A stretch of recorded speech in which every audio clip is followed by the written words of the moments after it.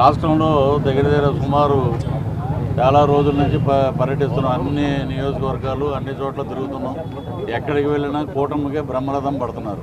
కూటమి అభ్యర్థులనే గెలిపిస్తూ ఉంటున్నారు. ప్రజల్లో మార్పు గణనీయంగా వచ్చింది. ఒకప్పుడు 90% ఉండేది, ఇప్పుడు 100% దాటిపోయింది అన్నమాట. ఎక్కడికి వెళ్ళినా కేరింతలు, ఉల్లాసాలు, ఆరతులు. వాళ్ళు ఏంటంటే దరిద్ర పాలన అంతమొందించాలి, మార్పు కోసం మేము ఉన్నాం, ఈసారి కూటమిని అద్భుతంగా గెలిపిస్తాం.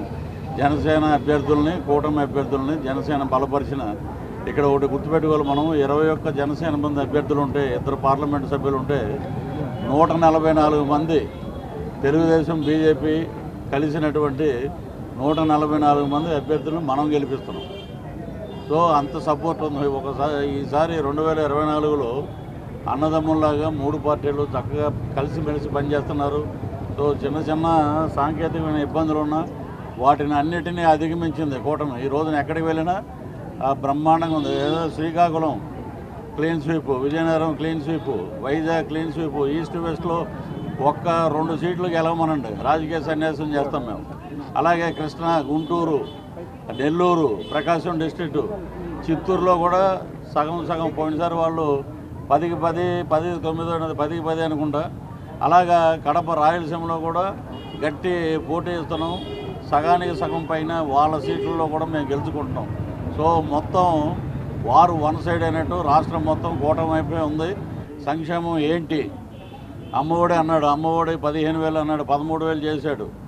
ఇంట్లో 2 పిల్లలు ఎక్స్ట్రా ఉంటే, 3 ఉంటే 26,000 రూపాయలు మనం కట్టుకోవాల్సి వచ్చేది. 26,000 రూపాయలు ఈ 13,000 కాక ఇంకొక 26,000 కట్టుకోవాలి. మేము కష్టపడి పనిచేసి ఆ డబ్బులు మరి చెమటోడ్చి మేము కట్టుకుంటున్నాం. ముందు నుంచి ఇస్తున్నాడు, వెనక నుంచి పట్టుకుపోతున్నాడు. దుర్మార్గమైన పరిపాలన. కాబట్టి బటన్ రెడ్డికి ఇదే ఆఖరి బటన్. టైపుకి బటన్లు పోయినాయి ఆ రోజులు. ఇప్పుడు ఏంటంటే అన్నీ ఇలాగా మౌజ్ వచ్చేసినాయి మొత్తం కంప్యూటర్ దగ్గర. వాళ్ళు పెట్టడానికి ఏముంది, మొత్తం ఈ రోడ్లో మాట్లాడాడు, ఆంజనేయ స్వామికి ఇబ్బంది అయ్యింది, కేసు పెట్టండి అని. ఇలాంటి వాళ్ళు ల్యాండ్ టైటిలింగ్ యాక్ట్ అనేది మంచి బాగా గుర్తు చేశారు పాయింట్. ఈ రోజున ఎక్కడికి వెళ్ళినా ప్రజల్లో ఏంటంటే ఇది 2 సంవత్సరాల్లో రెన్యూవల్ చేసుకోవాలంట. 2 సంవత్సరాల్లో రెన్యూవల్ చేసుకోకపోతే, మనం ఏదైనా పనుల్లో పడి రెన్యూవల్ చేసుకోకపోతే కోర్టులకి వెళ్ళటానికి కూడా లేదు. అది వేరే వాడి పేరు మీద మన ఆస్తి అటు రిజిస్టర్ అయిపోతుంది. ఇది వాస్తవం. ఇది వాళ్ళు ఎన్ని రకాల బెదిరించినా, చంద్రబాబు గారి మీద, లోకేష్ మీద కేసులు పెట్టినా అవన్నీ కరెక్ట్ కాదు. నేనంట అతను ఏం నారాయణ చెమటలు పట్టాయా ఫ్యాన్ వేయమంటావా అని అడిగా. వద్దు బాబు 5 ఏళ్ళ నుంచి చేస్తూనే ఉన్నారు, ఇంక వద్దండి ఈ జీవితానికి. ఎక్కడికి వెళ్ళినా ఏంటంటే ప్రజలు ఏంటంటే ఈ దుర్మార్గ పరిపాలన అర్థం చేసుకున్నారు కాబట్టి బటన్లకి కొంచెం కష్టం. బటన్ నొక్కితే ఆయనకి పేరు వస్తుంది కానీ మాకెందుకు పేరు వస్తుందని అక్కడ ఉన్న ఎమ్మెల్యేలు చాలాసార్లు అన్నారు. ఇప్పుడు మరలా 2 బటన్లు నొక్కమనంటే మేము నొక్కమండి. మేము డైరెక్ట్గా 2 బటన్లు, ఒకటి ఎమ్మెల్యేకి ఒకటి ఎంపీకి అద్భుతమైన తీర్పిస్తాం. వారు వన్ సైడ్ చేసేలా విధంగా చేస్తామని చెప్పి ఆంధ్ర రాష్ట్ర ప్రజలంతా ముక్తకంఠంతో మాట్లాడుతున్నారు. ఆవిడ మనం ఏదో నేను చేసిన సినిమాలో ఏదో ఒక క్యారెక్టర్లో ఉంది లౌక్యంలో, ఆవిడ శ్యామల, యాంకర్ శ్యామల, పావలా శ్యామల కదా, యాంకర్ శ్యామల. ఆవిడ ఏమంటుంది, ఇలాగ చంద్రబాబు గారిని ఒక ముసలి గుంటనక్క, పవన్ కళ్యాణ్ గారు ఒక గుంటనక్క అని మాట్లాడింది. ఇక్కడ నగిరి రోజమ్మ మాట్లాడింది కదా, ఒక దరిద్రుడు నామినేషన్ జైలుకి వెళ్తే ఇంకో దరిద్రుడు సపోర్ట్ చేశాడని. అంటే వీళ్ళకి ఏంటంటే వర్షన్లు ఒకే ఉంటాయి, దాన్ని కొంచెం మార్చి చెప్తుంటారు అన్నమాట. మేమందరం ఇప్పుడు మా టీంలో మా వైఫ్, ఇక్కడ ఉన్న అమ్మాయి అందరూ జనసేన వీర మహిళలు వీళ్ళంతా. మేము కాలినడకన ప్రతి చోట వైజాగ్ రెల్లి వీధి అని ఉంది, అలాగే మత్స్యకారుల ఇళ్ల స్థలాలు, ఆ పక్కన రోడ్లు మొత్తం దుర్గంధపూరితం, కాలుష్యం, అడుగు తీసి అడుగు పెట్టలేము. ఇంకా అటువంటి ఏరియా ఉంటే ఆమె వచ్చి చక్కగా విశాఖపట్నం చాలా సుందరంగా ఉంది. పక్కన ఎవరిని పెట్టుకున్నాడు, అవంతి శ్రీనివాసుని పెట్టుకుని, అతనేంటి వచ్చేయమ్మ 5 నిమిషాలు పంపించేస్తానన్నవాడు పక్కన ఉన్నాడనమాట. వాడు ఆ పక్కన పెట్టుకుని విశాఖ సుందర నగరంగా కనపడి, మరి ఇవిడికి ఇచ్చిన పేమెంట్లో విశాఖపట్నం కొంచెం ఎక్కువ చెప్పని ఏమైనా ఉందేమో మరి మనకు తెలియదు. దుర్గంధపూరితంగా మహిళలందరూ మొన్న మాకు ఫోన్లు చేశారు, కనబడితే చెప్పులు చీపురులతో కొడతామని చెప్పి. ఇది పరిస్థితి.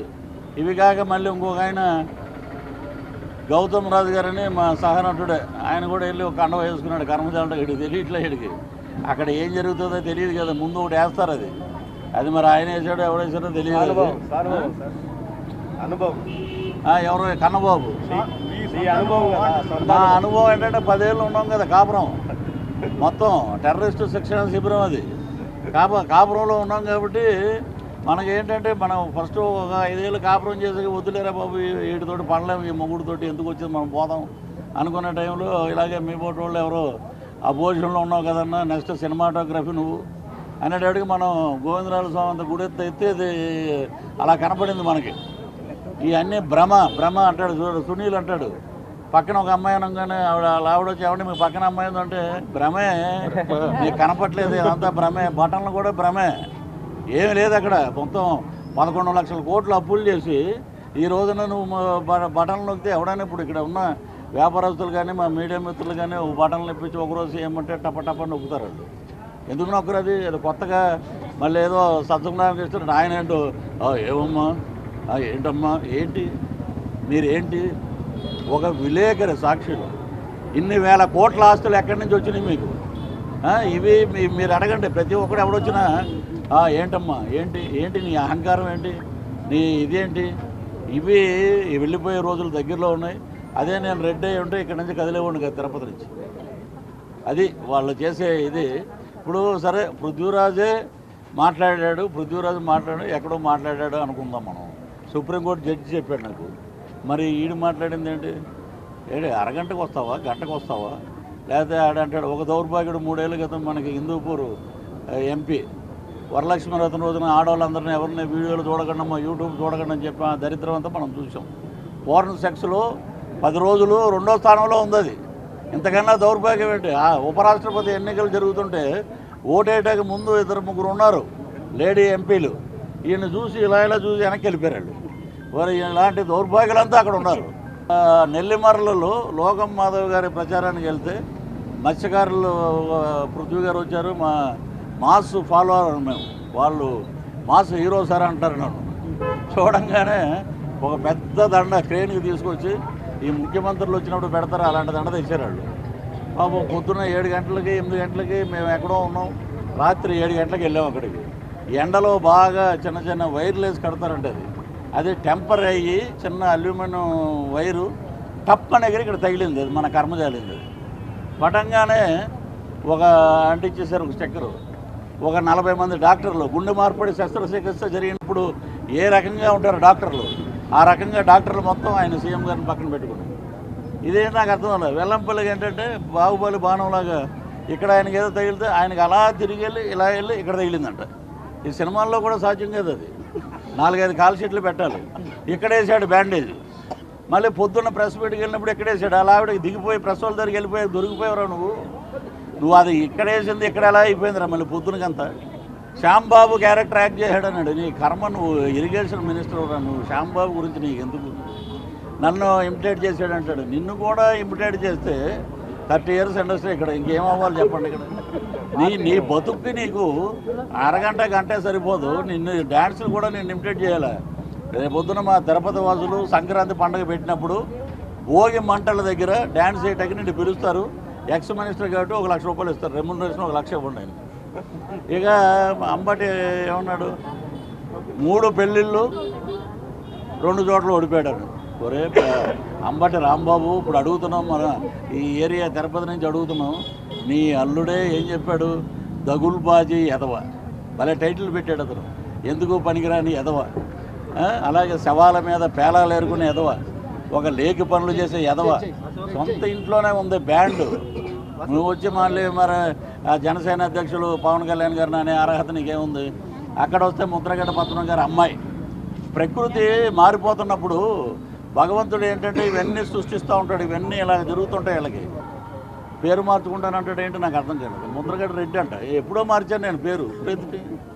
ఇప్పుడు నువ్వు చేసేది ఊడిగం రెడ్లకి, నువ్వు ఇంకా నేను పేరు మార్చుకుంటా, నేను అక్కడికి వెళ్తా, నాకు మొలతాడు లేనోడు, లాగులు లేనోడు, రాజకీయం గురించి మాట్లాడన్నాడు. మొలతాడు రెడీగా చేసాం ఒకటి, మేము కిర్లంపూడి పంపిస్తాం. ఈ పేరు కూడా సాయంత్రం ప్రెస్ క్లబ్లో రిలీజ్ చేస్తున్నాం అద్భుతంగా, అది కూడా మీ ఇంటికి పంపిస్తాం ఫోటోతో పాటు. రోజున సినిమా యాక్టర్లు మాకు ఉధృతం, సినిమా ఓడు రాకూడదు, సినిమా ఓడి దగ్గర నుంచే కదరా గెలిచి మీరంతా యాదవులందరూ మంత్రులు అయింది. నవరస నటసార్వభౌమ నందమూరి తారక రామారావు గారు పెట్టిన పార్టీలో మీరందరూ గెలిచే కదా అటు ఇటు జంప్ అయ్యారు మీరు. సినిమా ఓడు కదా ఆయన. కాబట్టి మొత్తం రాష్ట్రం మొత్తం ఉమ్మడి అభ్యర్థులకి ఈ రోజున సీఎం రమేష్ గారి మీద కూడా ఎలిగేషన్ పెట్టారు, నాన్ లోకల్ అని. మరి ఆవిడ అప్పుడు వైజాగ్లో విజయం గారిని పెట్టారు, అప్పుడు ఆవిడ నాన్ లోకల్ కదా. మరి ఈ రకంగా ఈవిడేంటి పిఠాపురం వంగ గీత, ఆవిడ అలా పిలవాలి మనం, వంగ గీత. గౌతమ్ రాజు అనే కమెడియన్ అంటాడు, అబ్బా చాలా చేసింది అవి, అసలు చేయటానికి ఇంకేం లేదు, సముద్రం కూడా పైన స్లాబ్ వేసేస్తున్నారంట. మొత్తం మత్స్యకారులు ఏమన్నారంటే అరబిందో ఫ్యాక్టరీ కెమికల్ యొక్క కాలుష్యం మొత్తం వచ్చి కలుస్తుందండి, చేపలన్నీ రొయ్యలన్నీ కాలుష్యం వల్ల పాడైపోతున్నాయి, అవి తిన్న ప్రజలకి కానీ మాకు కానీ కిడ్నీ సంబంధించిన వ్యాధులు వస్తున్నాయి. కాబట్టి మీరు అరవిందోకి సంబంధించినటువంటి ఎవరిది అనుకున్నారు, అది ఏటూ విజయసాయిరెడ్డి గారిది. ఇప్పుడు వాళ్ళ అల్లుడు మొన్నే జైలుకి వెళ్ళాడు, తీహార్ జైలుకి వెళితే ఇవన్నీ కింద చాలా ఉన్నాయి, అవి తీయరు బయటికి. ఒక బుర్జురాజు మాట్లాడాడు అంటారు. ఇప్పుడు ఆయన తీహార్ జైలు నుంచి రాగానే ఇమీడియట్గా బోర్డు మెంబరు, మీకు తెలుసో లేదో. మరి రాష్ట్ర ప్రజలు సంక్షేమం దిశగా బ్రహ్మాండంగా సంక్షేమం వైపు ఈ ప్రభుత్వం పనిచేస్తుంది. సంక్షేమానికే పెద్ద పెట్టేస్తాం. 136 అసెంబ్లీ స్థానాలు, 21 పార్లమెంటు స్థానాలు గెలుచుకుంటుంది తథ్యం. ఇది ఏంటంటే ప్రజలు ఒకటే అన్నారు, మరలా మేము కానీ తప్పు చేశామంటే ఛత్తీస్గఢ్ అడవులకి మేము పారిపోవాలి.